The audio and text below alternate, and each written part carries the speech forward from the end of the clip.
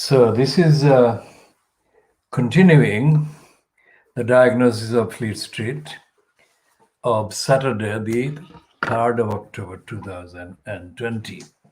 Also, an exclusive updater commentary continuing on the gang rape of the 19-year-old at the Sylhet MC College in Bangladesh on the 25th of September 2020. And reiterating our demand that rape must not happen in Bangladesh and rapists must not live in Bangladesh. Making very simple but very important demand, which is based on the promise that Bangladesh, quote, liberation, quote, stands on. The promise that Bangladesh would not be another Pakistan. Pakistan army raped women, Bangladeshi women, in 1971. So nothing needs to be added on top of that. Bangladesh must not allow rape, full stop. And no rapists must live in Bangladesh, full stop.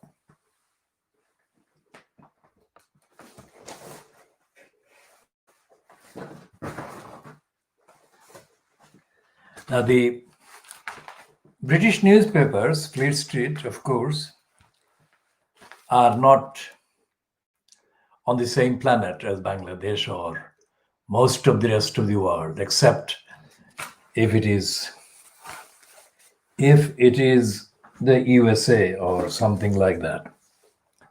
And as we have seen in the previous part, they're almost all of them, except the likes of the Daily Mirror, which has got its own perversion. The wife of a footballer or two wives of two footballers do not merit treatment on the front page at all. Not until 1,000 other stories have been considered for front page splashing. The fact that the Daily Mirror does splash the footballer wives' story shows that the Daily Mirror is not edited by live thinking persons.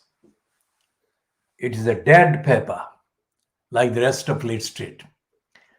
The Sun, Murdoch's Sun, scum, is leading with a splash again on Harry and Meghan versus the so-called acceptable royals, whose personification is in the face of Harry's brother and his brother's wife, Kate.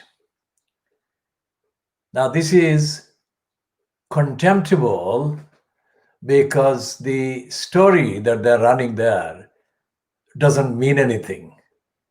Just like most of the royal tittle-tattle and royal kind of goings on don't mean anything. Despite the fact that from time to time, the likes of the scum publish alleged financial kind of benefits reports that are linked with the existence of a publicly funded royal family.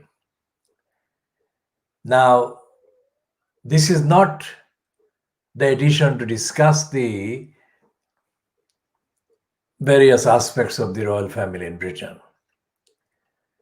But if the last 2 years or 3 years or the years since the Brexit kind of propaganda began, if the role or the relevance or the reported role of Brenda, the Queen, and her kind of entourage, or put it another way that anti-Republicans put it, hangers-on, have played reportedly, then the royal family is not really performing to the standard that would justify this country being called a constitutional monarchy.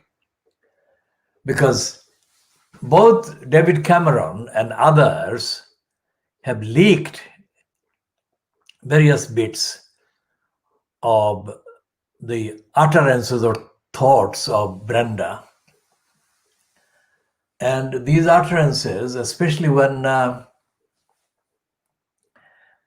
she was reportedly said to have been opposed to the Scottish kind of independence and also favored Brexit, then all these pretense about her being neutral and non-political disappears. So instead of saying that they're earning Britain or the British economy, so-called, close to £1 billion every year, allegedly, from tourists, they should be looking at the actual purpose, the constitutional monarchy purpose. And if the country were a democratic country, accountable, then the theft of trillions, equivalent of trillions of pounds, by the big business and corporate crooks would have been seriously curtailed and cut. And that would be many times, thousands of times more beneficial to society in simple economic terms, financial terms, than the allegedly kind of monarchy-related visits to the tune of £1 billion that are added to the UK economy, allegedly. There is no evidence that any account is really conducted objectively, let alone any analysis is made as to where the money goes and who gets to spend the money or use the money or pocket the money or pilfer the money, whatever it is. So there is a big emptiness on the parts of the tabloid newspapers when it comes to looking at the substance of the claim that this is a constitutional monarchy and that the monarch is free from political kind of interest and interference. That is the assumption. That is the sell. That is the line, flag peddling the existence of the monarchy and the money that is paid to keep it in place. So there is no evidence that any of the papers, including The Guardian, including the Financial Times, or the Times, or the Boris Johnson's daily Boris Graph, none of them has any record of looking at the monarchy. And as I said earlier, that the Financial Times' leader writer or specialist writer who wrote a piece about the separation of powers, politics and parliament and government and the judiciary, it was based on a lazy, kind of ignorant half reading of John Griffith's work of about 50 years ago about politics of the judiciary. And the politics of the judiciary, as it actually is in Britain, is a pernicious kind of phenomenon, Because like the monarchy, the politics of the judiciary, especially the judiciary sitting on the so-called upper echelons of the judicial bureaucracy, are automatically assumed to be neutral, automatically assumed to be intelligent, automatically assumed to be well read, automatically assumed to be fair, automatically assumed to be just and unbiased. These are automatic assumptions, mainly due to the brainwashing that is done by the tabloid, Fleet Street tabloid, and its kind of tributaries coming from the sort of so-called shires and these kind of provinces and smaller towns and town centers. They're all feeding the gullibles. And I use the term gullibles advisedly, strictly on the evidence of their behavior. Most people in this country are gullible. And the Spectator's lament, published in September, that too much learning was a dangerous thing, proves the point of the ignorance of this country. How is it? How would the racist Thomas tuberculosis Macaulay, TB Macaulay, how would the tuberculosis Macaulay sell his 1830s kind of wisdom about making the Indians, that is the people of today's Pakistan, India, Bangladesh, brown on the inside and English on the outside? How would he make that happen? Because the whole basis of tuberculosis Macaulay opining about what the Indians in 1830s should do was the assumption that the English, the original English and the Englanders were educated, learned, thoughtful, and all the rest of it. But the reality, as at today's date, Saturday, 3rd of October 2020, is this. Not only are the English, the kind of suggested English, the original ones, if there is such a thing called original English, not only are they not particularly bothered about educational learning, but the bits of itsy bitsy educational learning that they do manage to pick up turn out to be completely stupid and stupefying and ignorant, as the Spectator piece is. It's a piece peddling a book, latest book by a man who pretends to be a right-winger, but also an advocate of the working classes. But that is totally wrong. You cannot be a right-winger and advocate of the working classes whatsoever. And this peddling piece in the Spectator proves my point. They're not actually the Spectator or the writer.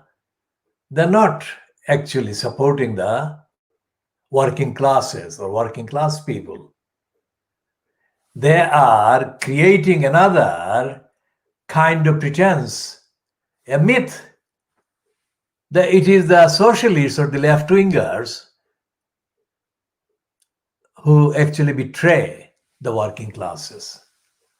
And the working classes really belong with the people who officially and unofficially exploit them the most. Now, when I was growing up in a village in Silot in Bangladesh today, it was, of course, named as another country. It was known as East Pakistan, but it was the same place. And I would sit on our, what is called veranda, on the house that was on the northern side of our kind of home. There were other houses on the southern side, but I liked sitting on the veranda on the northern one because it was bigger than any of the others. And I could spread all my books and stuff all over the veranda and look at whichever one I wanted to look at. And I did that for as long as I can remember, for many years, 3, 4, maybe 5 years.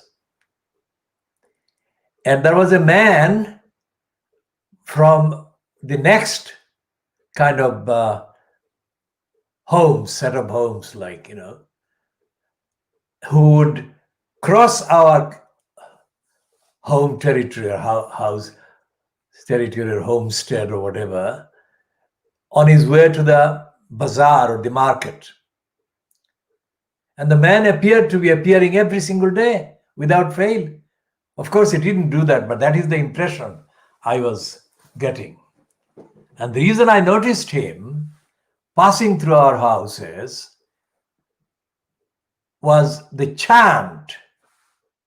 This was a Siloti man. As far as I can still remember, he was unlettered and illiterate. But he appeared to be the devil incarnate, the bringer of the worst possible news or message from the Satan himself. Because the man would, on both his trips, on the way to the market and back from the market, he would chant exactly what all these years later, decades later, I'm reading on the Spectator website, that learning is a dangerous thing. That man said that in Siloti. He said, Forile Beaholoin. He didn't say learning is a dangerous thing, but he said even worse. He said, anyone who reads becomes a fool. That's what he said. Now, I never understood why that man chose to do that while he was passing our houses. Was he targeting someone? Was he actually a human form of the devil who had a message to send to us? Because as far as I know, our house is full of people, or people, in our house, or houses are in our family, included people who read a lot. And I was absolutely dedicated to reading as much as I could. So was the man saying, Forile Beaholoin? Was he saying that on behalf of the Satan? And what did Satan have against us reading? Because that man obviously stopped coming past our houses, and I think he died later. I don't know when he died. But anyway, before he died, he stopped passing through our houses, and that curse stopped. But it never stopped me asking the question why. And I have never, ever had the chance to discuss this with any member of our kind of family or any of our relations. This is the first time I am actually speaking about it. And I'm speaking about it to create a link between that Shaitan, that devil's kind of agent or devil's emissary, spreading the darkest possible message through our houses. Maybe the devil knew that our houses housed people who would be opposing darkness. The devil must have even suspected me as one of the main opponents of his work. If he did that, I can understand that, but I have not been able to discuss this with a human being or anybody else. And I think that the Satan has lived, and it is living in the den of Boris Johnson's Spectator. The Spectator is running the headline in September 2020 saying too much learning is a dangerous thing. And he is saying, this writer is supposedly reviewing a book by another, saying that those who actually insist on learning are doing the working classes and people who are not cognitively advanced or of high kind of level a disservice. That is absolute rubbish. Because every human being is born with the innate potential that matches anybody else, any other human being. And that potential is based on the capacity, potential, ability of cognitive brilliance. Now, there may be a difference in brilliance, but cognitive abilities are there inherently. Unless there is some kind of man-made or human-made disaster affecting the ordinary organs, so for example, the thalidomide drug interfered with the victim's children. We talked about thalidomide last week when discussing Harold Evans, who was being celebrated as the campaigner against the distillers company that actually sold thalidomide to pregnant moms. And the rest is history is the same. So every human being is born, apart from those exceptions, which by definition are smaller than the majority, which are not exceptions. Every human being is born with the capacity of any amount, any level, any standard, attaining any standard or level of cognitive abilities and excellence. Now, the bit that the darkness called the Spectator is missing is that it is blaming the left for the poverty and deprivation of the ones who are supposedly lacking in cognitive abilities and are not learned. The real deprivation and the obstruction, the barrier, is caused by the advocates of darkness, who are the conservatives, the liberals, the libertarians, the big business conglomerates who want to maximize the grabbing of the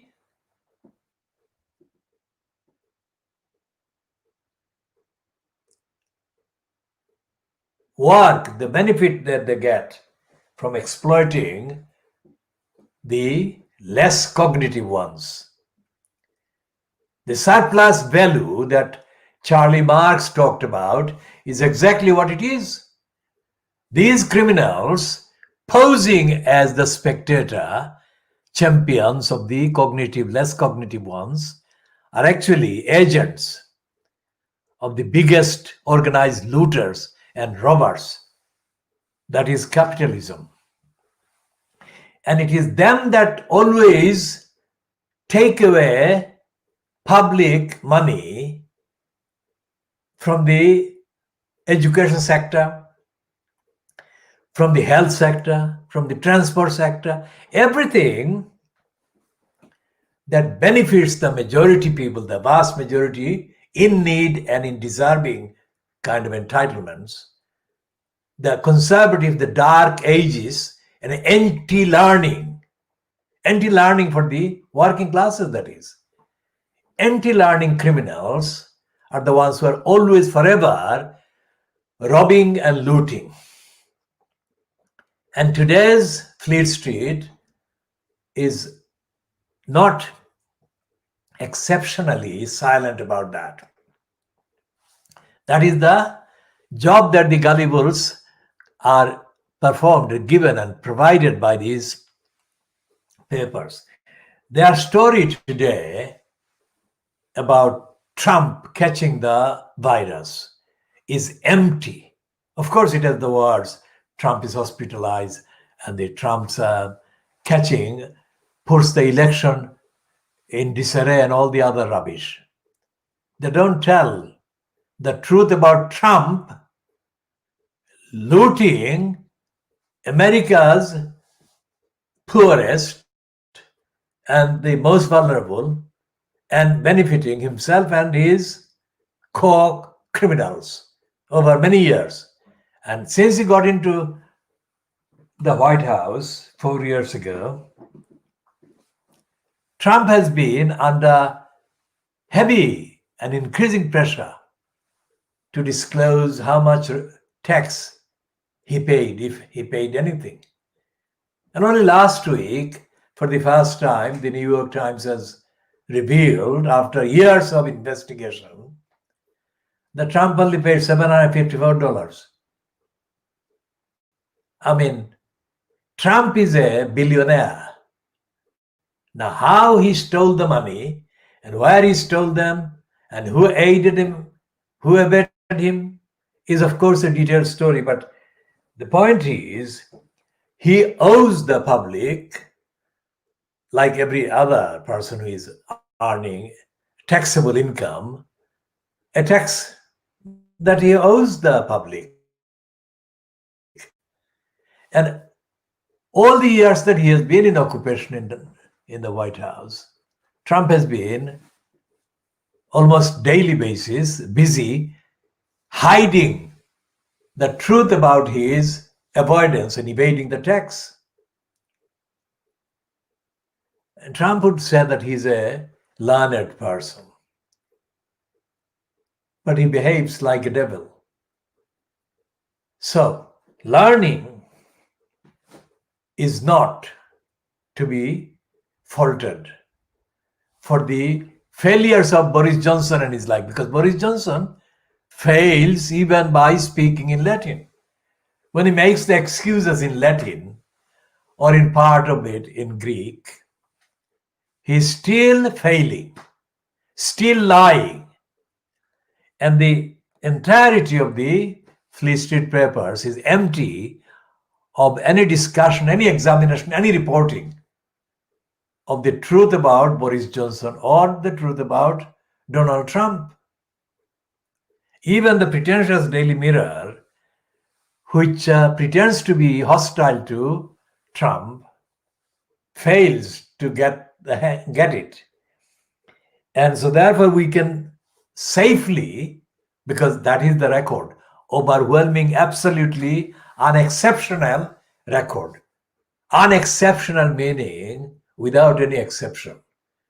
So the people in the world, the majority of the people in the world who are to be found in the biggest continent, Asia, the majority of the people of the world who have the majority of the problems caused by the minorities, imperialists and their descendants and their continuers of the same kind of agenda, exploiting and looting and keeping unstable in states of instability, the exploited, the targets of exploitation and looting. The people in the Asian continent and the people, second largest numbers of people affected by continuation of racist imperialism, are in Africa. And the people in Africa and Asia have not been allowed to breathe freely so that they could actually return to the states where they had been, depending on the actual perspective, thousands of years ago, or hundreds of thousands of years ago, depending on the perspective, as I said. Because learning Learning is liberating and liberation. And learning is empowering. So that is why those whose hold vested interests are under the severest threat from a learned majority are the ones who are the most worried about learning spreading. And the newspapers which are written by literate people are fully stuffed with garbage and ignorance. There is a big contradiction there as well. And if the mainstream, Fleet Street, and the equivalents in broadcasting, radio and television, and the equivalent now currently, the internet, if they're failing to carry through to the logical, enlightening kind of conclusion, the mission for humanity, that is to be enlightened. And one of the world's biggest religions, Islam, starts with the message, read, Yaqra. Read in the name of your Lord who created. But even the Lord is after reading. So the spectator is doing the opposite of what the Islamic mission, faith is, to read. Iqra bi ismi rabbika allazi khalaq. Read bi ismi in the name of Rabbika allazi, the God, your creator. And if the creator, for those who believe, those who don't believe, doesn't matter what the truth. Those who believe, genuinely believe, are also believers in the mission to read, to be enlightened. So why is the spectator impatient, intolerant of reading and learning? We shall be continuing on this theme. Now, if there is a so-called ethnicity-related media, among which significant numbers must be by demographic distribution of the world's population, Muslims, then it may be right to expect those Muslims to believe in the message and to tell the truth. Now, here is the empirical test. Do the Muslims who own the media in their own territories, in their own sections or spheres, do the Muslims tell the truth? Do the Muslims advocate for enlightenment or not? And the evidence, the majority investigation, examination of the evidence would confirm that most, quote, Muslim media producers, publishers, writers, editors, agenda setters, most, not everyone, but most, are not doing the enlightening thing. They're doing the devil's thing. And they are carrying the lies that would please the devil. And this in a microscopic setting, because England demographically is a very small collection of people in the world indeed. But here we are talking about the British media, and we're talking now about the ethnicity-linked media outlets,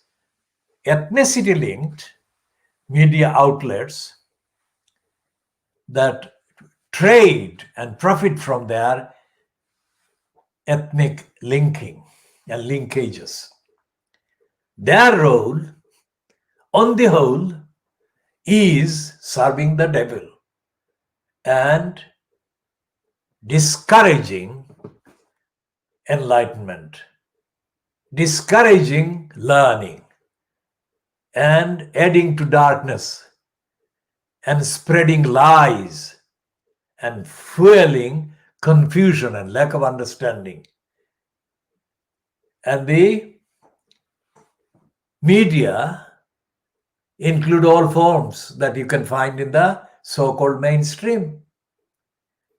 For example, on the 30th of August 2020, that is just 2 months ago, I chaired a meeting in Brick Lane. At the meeting, which I gave the name Action Committee, which was unanimously agreed by the people present. This was put in a piece as a kind of news item in an ethnicity-linked outlet or two on the internet, on the kind of satellite channels. Now, I am known for my campaigning activities, which goes over decades, and strictly on the evidence of my activities, I am very widely known. And my name is also known, as is written there, Muhammad Haque, which is not quite the same as Abdul Haque. And yet that channel and the others that copied the same footage described me as Abdul Haque. Now that is defamation. So I gave them the notice to withdraw that and to apologize to me. They haven't done this 2 months now. And it is probably right that we shall be doing something that is necessary before they actually see the mistake or the errors that they made. If it was not intentional. If it was intentional, then they did do that to misrepresent everything, including my work and including myself. And that is defamatory. It wasn't like defamation, before the various statutes came in, is the evidence on the publication of the statement itself. It doesn't need any other qualification. Publishing the lie or the wrong is itself the evidence. So how could one or more than one ethnicity-linked outlet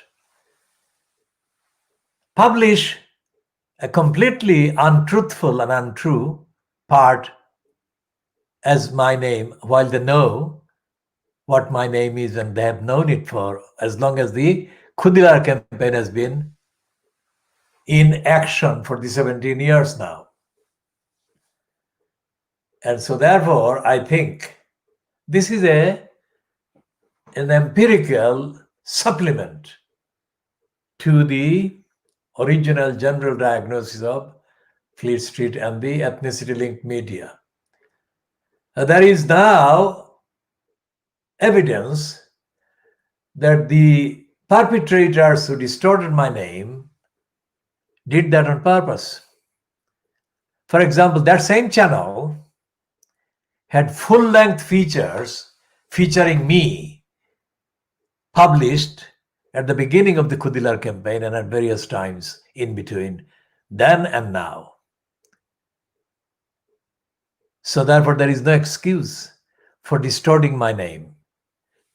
So if that was bad enough, that was not the worst of it, because when I told them later to withdraw that, they have refused to do that. So that shows that they actually schemed and plotted to distort my name. Whatever the motive, I don't know, because they never discussed with me why they distorted my name. But it's not me. They distorted other people's names as well.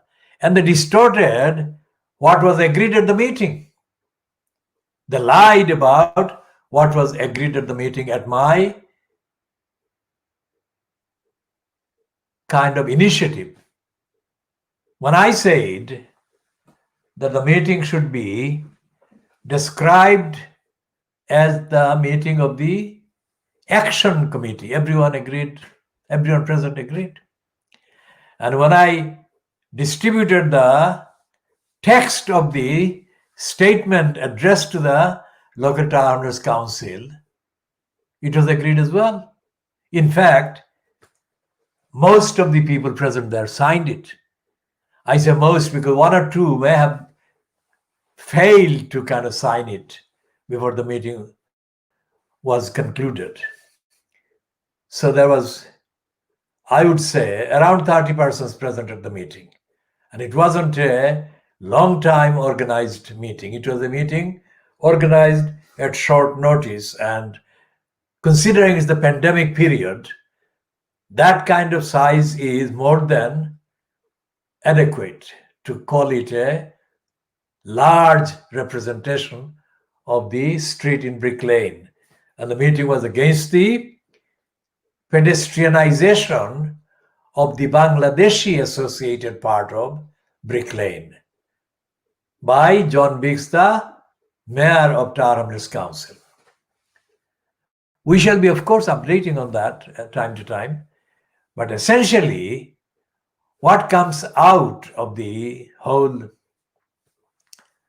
campaign and the way that this so-called ethnicity-linked media has distorted it and defamed and used defamatory tactic and intentions to misrepresent the meeting, the campaign, and myself and others. It shows that there has been a purpose. And if that is the case, that there was a purpose, and the ethnicity-linked media is colluding and is complicit in the purpose, then it exposes these ethnicity media as liars and criminals, because they are denying the due recognition to the campaign for equal say and equal treatment. Now, in 1983, in the beginning of 1983, I was one of the 20 community elected representatives from the 10 inner London boroughs to the then Inner London Education Authority. And at the first meeting, we were elected in October 1982. So this is October 2020. So how many years is it?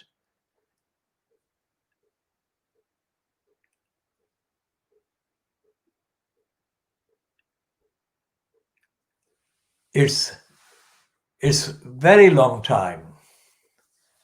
And we have, this is 40 years, nearly 40 years. And what happened was the 20 representatives unanimously elected me as the chair of the group.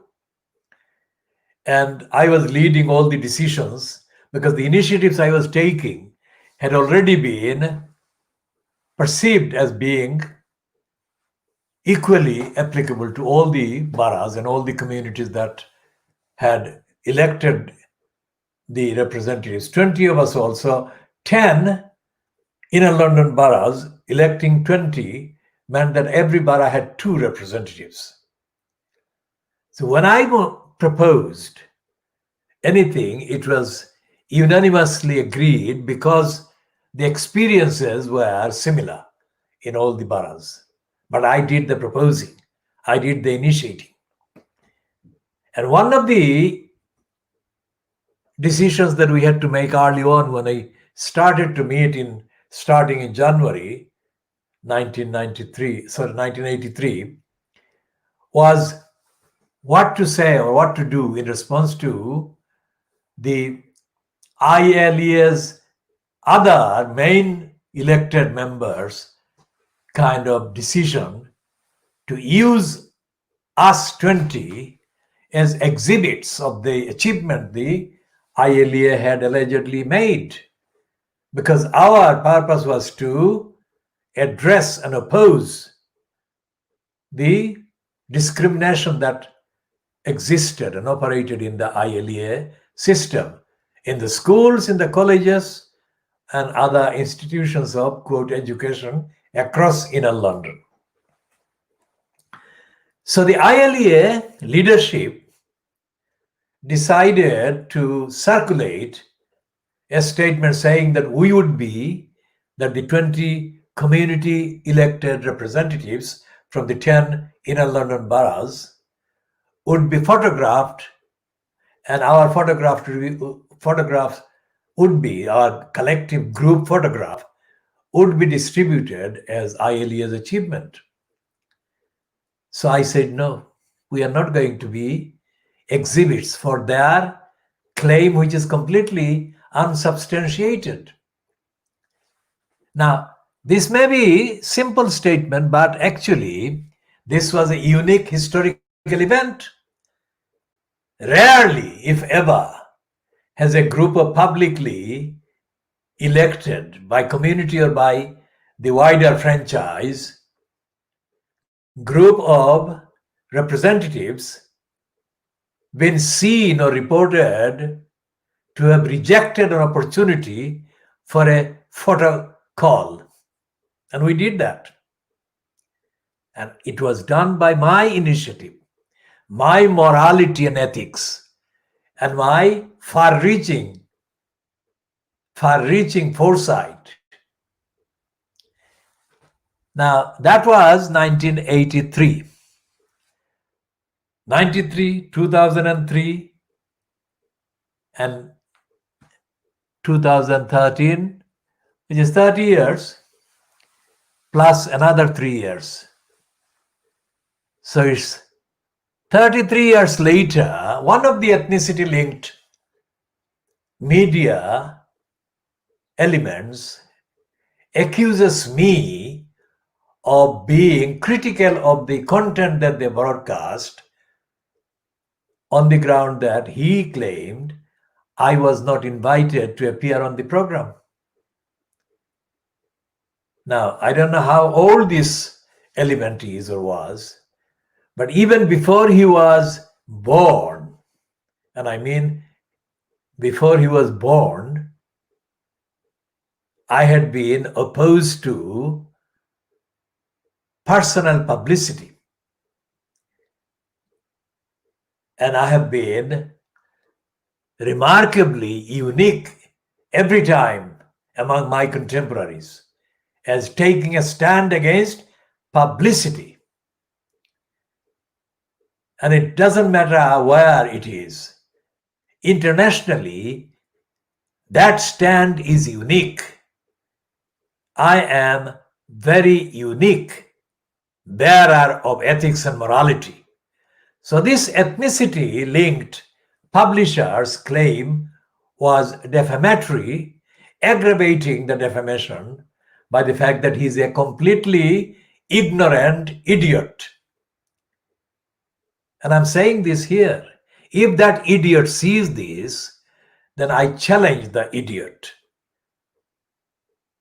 to provide any evidence that in any way rebuts, or he will be meeting me in court. And I mean this. My mother said long time ago that if I am, for any reason, in the middle of a row that involves another person,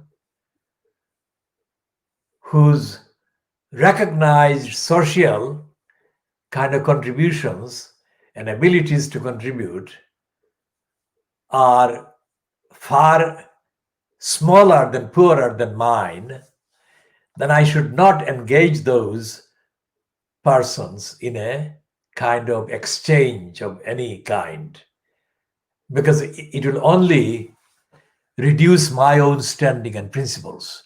Let's put it this way. And that has actually been my guiding principle on almost 1,000 cases. I have refused to take the bait and engage in an exchange with somebody that is not worth it. But for the sake of the community, for the sake of the campaign for accountability and transparency and telling the truth by a media that can actually manipulate people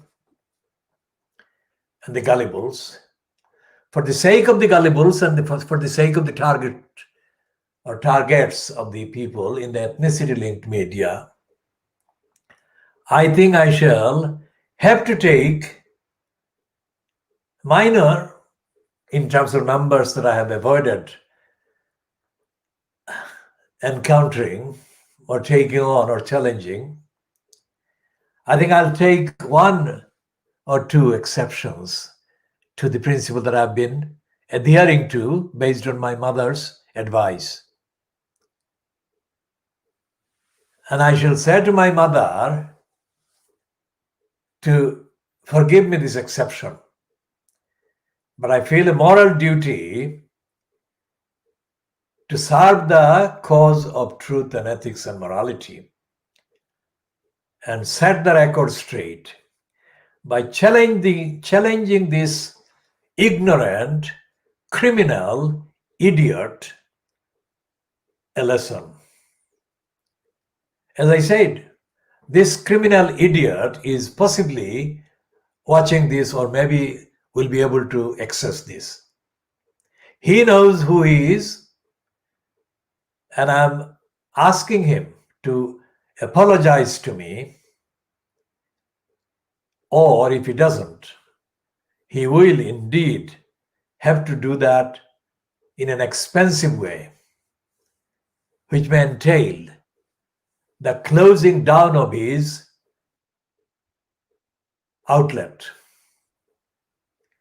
I give an example, because when the Revolutionary Communist Party in this country, RCP, who are actually have been a front for assorted espionage and secretive organizations and interests, when the Revolutionary Communist Party's ruling gang expressed its venomous contempt for the Muslim victims of the Serbian genocide, they decided to do that by claiming that the ITN News reporter, Penny Marshall, had made it up, that the Serbians did not oppress or genocide or ethnically cleanse their victim, Muslims. So Penny Marshall, backed by the ITN, took them to court. And the short of it is that the RCP disbanded and is now operating as a subsidiary of assorted right-wing outlets, including one of the numbers being put in the House of Peers by Boris Johnson in appreciation of her anti-Muslim and racist role, Claire Fox. Now, that is a telling example of how the outfit can go bust. And I'm saying to this liar that he lied out of whatever it is, because I have no idea why he lied and why he made the false claim that I am personally somebody who would criticize a media outlet because they didn't give me a platform. Because I have had more platforms in the media than this criminal, lying defamer can even count. And I mean, his mental abilities are limited. He cannot even count to the full extent of my involvement, my work. So this is a empirically very dedicated, detailed exposition of the grotesque criminality perpetrated by so-called media. Whatever their connection, their pretensions, whether it's the so-called mainstream or it's an ethnicity-linked one, it all boils down to the person or personnel involved in producing the content of the quality or the lack of quality. And the lesson in all of this is that owning or having control of any media or publication comes with heavy responsibility to only tell the truth, not to use that for purposes that only criminals can use any means at their disposal for. Anyone who claims to be publishing or in so-called media business in the alleged name or interest of the community has got the basic duty never ever to confuse their control with their personal kind of power to hurt somebody's reputation or to hurt the community's interests. And all the media that this one is part of, the ethnicity linked media in the East End of London, most of them are based in Tower Hamlets. They surfaced mainly during the last decade of the last century or during this century. And not a single one of them has got the slightest idea about how we have been fighting racists and racism, and how, as a community, we have been trying to establish objective, universal, equal rights and entitlements. So all of these media, ethnicity-linked media, are parasites. And these parasites have completely misunderstood their relationship and their role. And they think that they have been making some contribution by lying to the community, lying about the community, and lying against the interests of the community by targeting the biggest action campaigns and campaigners. I say the plural, with the theoretical, notional possibility that there might be some other people other than myself who may not have been included in the list of de facto credit. These parasites need stopping. Just like we have been saying in a geographically different location, but it's culturally the same equation. These parasites come from the same mental darkness that the gang rapists violating that 19-year-old woman come from.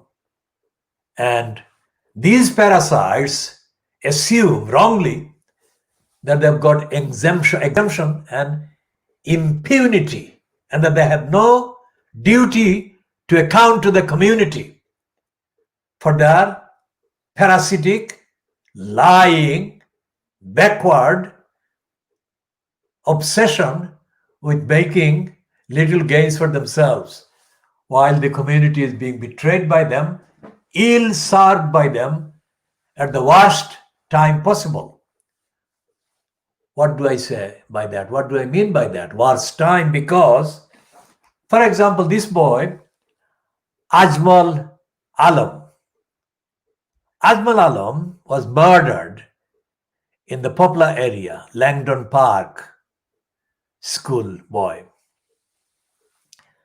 And Ajmal Alam was murdered by Ajmal Alam, it is clear from the name, was a Bangladeshi boy that is born to Bangladeshi parents. He was murdered by other Bangladeshi perpetrators. So within a very short time after that murder took place, I went to see the councillor in Lutfur Rahman's so-called cabinet, who was styled as the community safety something. So I said to him, what are you doing with these gangs that are killing a boy like Alam? What are you doing as a council? And this person said to me, we don't do anything because they're gangs. And this same individual said to me that he doesn't even publicly disclose the discussions, if any, that he in that position might have had with the police. Now that was 7 years ago, I think. And in the last 7 years, there has been no discussion in the community initiated by any of the Lutfur Rahman associates. I don't expect Lutfur Rahman to have initiated anything, because he got kicked out by the election commissioner, who accused him of being corrupt, having used corrupt practices. But of the others that were in his so-called cabinet, they have not squeaked a word about Ajmal Alam. And surprise, surprise, this ethnicity-linked media boy, this liar, defamer, parasite, has not done anything either. If anyone knows different, and if anyone can say that there has been a discussion or two or more about Ajmal Alam on any of the so-called ethnicity links channel in the last 7 years, contrary to what I'm saying, I need to know that. Because I admit I don't watch these channels for a start unless there is a need to investigate them. So if I have missed a real, genuine, independent, concerned, rigorous, analytical, factual, truthful edition or discussion, then I would review my statement. I shall update it accordingly. But as I speak now,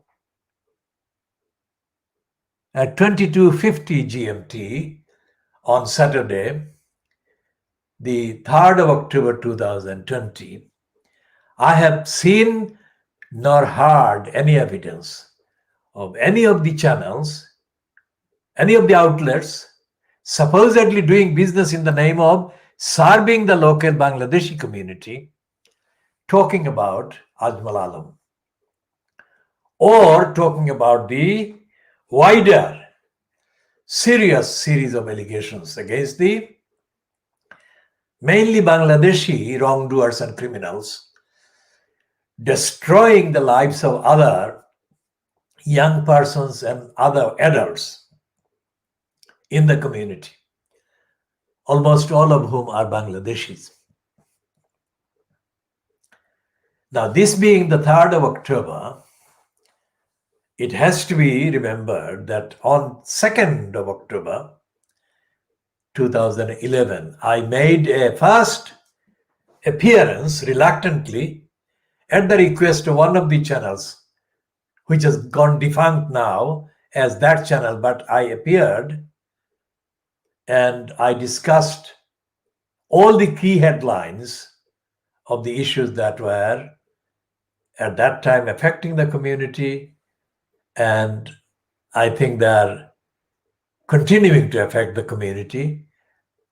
I say community in two senses. One is the immediate audience, target audience of that kind of channel, which is Bangladeshis, but also the wider community, which includes Bangladeshis and non-Bangladeshis together.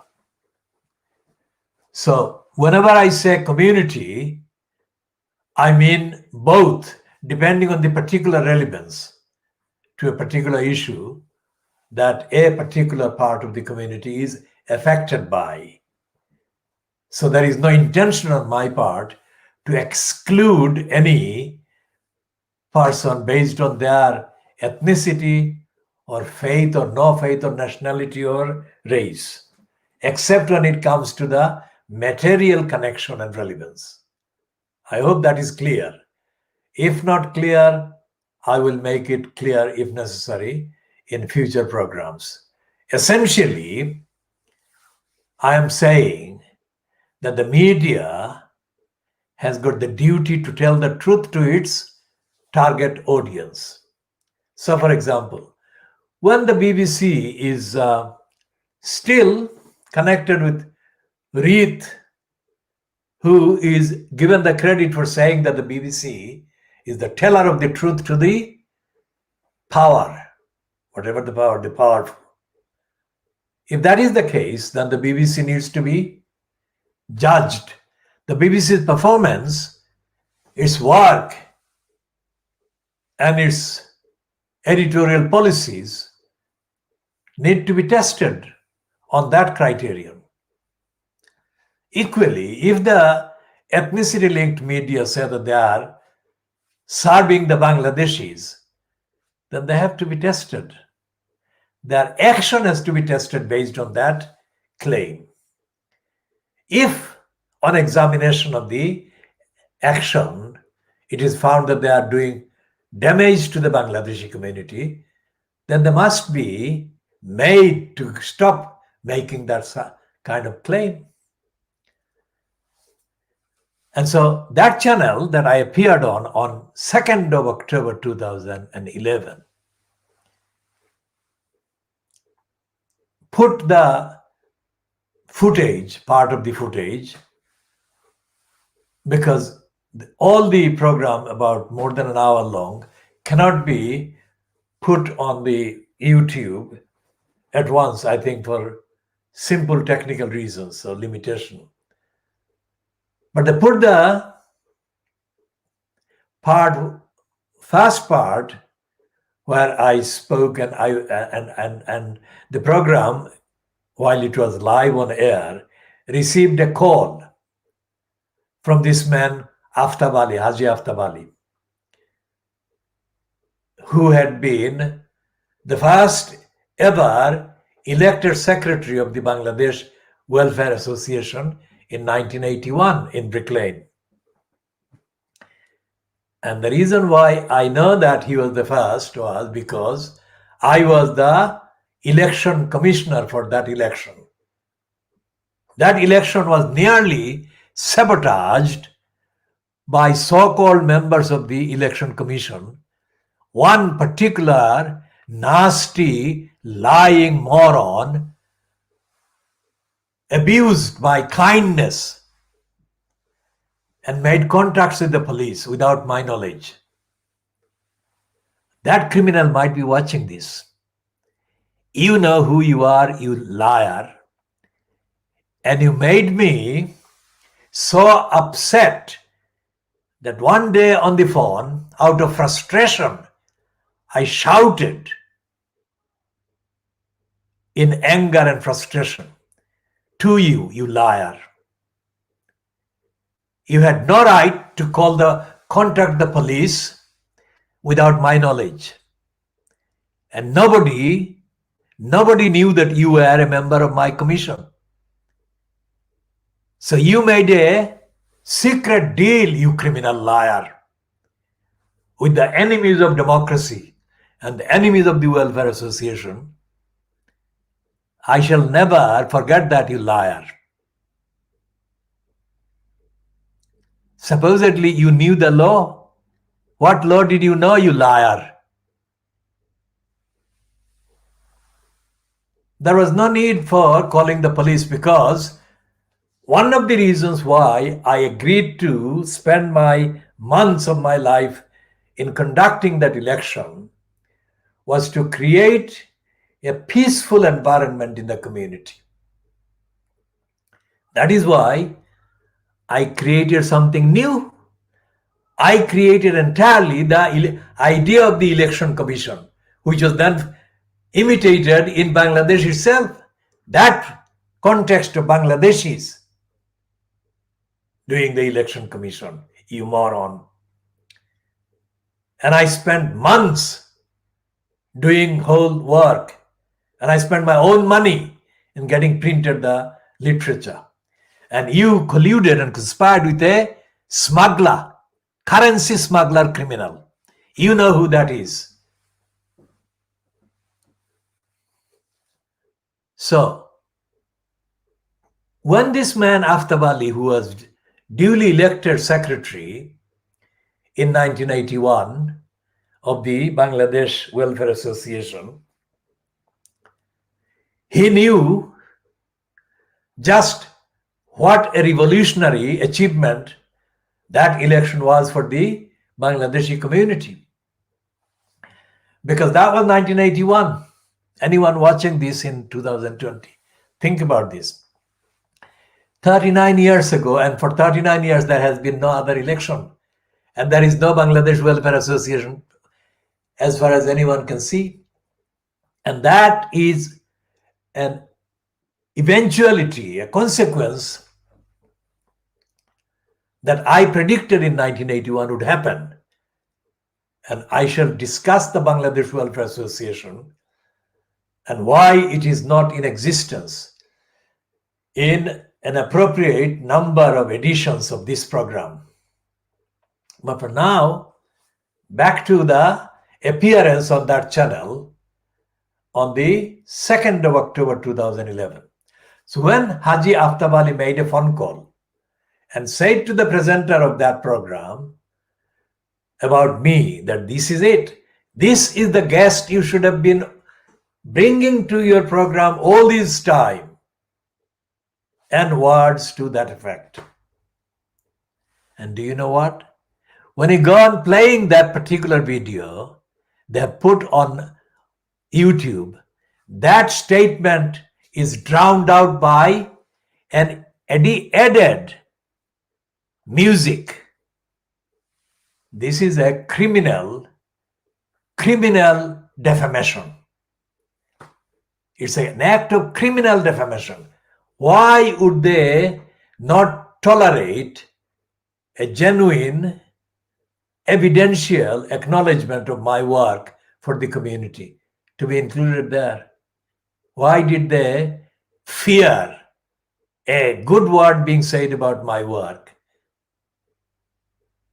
So that is the kind of criminality being peddled as broadcasting for the community. And I'm telling this particular liar as well, or group of liars, whoever was responsible for this, to withdraw that lying and put the full record of that program online.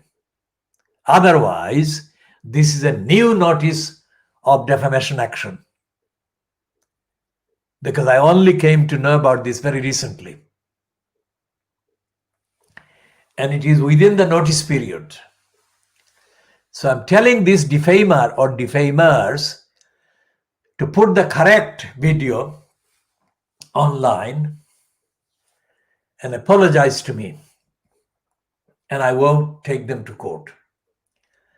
Otherwise, this one And the one that said that I was criticizing them because they didn't put me on their program, and the other channel, which is channel S, which intentionally added a false name as my name on the 31st of August this year. These three outlets, or the persons involved, would be among the defendants in the defamation action. Remember this. This is the notice. You do the right thing and apologize to me, and you won't be facing a defamation action.